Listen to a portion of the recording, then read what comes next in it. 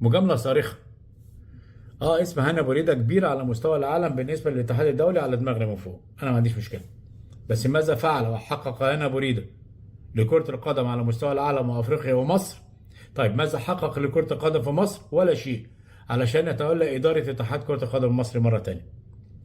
الهدف من تولي إدارة هنا بريدة لمجلس إدارة اتحاد كرة القدم المصري هو الاستمرار في المناصب الشخصية ليه، مش المناصب المصرية. هيقول لك هنا بريدة المصري موجود في المكتب التنفيذي للاتحاد الأفريقي، أنا ما يفرقش مع الكلام ده. مجاملة صارخة. اسم هنا بريدة كبيرة على مستوى العالم بالنسبة للاتحاد الدولي على دماغنا من فوق، أنا ما عنديش مشكلة. بس ماذا فعل وحقق هنا بريدة لكرة القدم على مستوى العالم وأفريقيا ومصر؟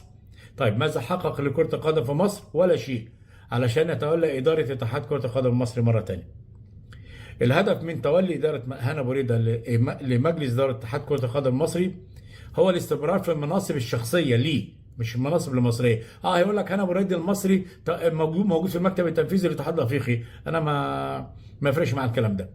مجاملة صارخة. اسم هنا بريدة كبيرة على مستوى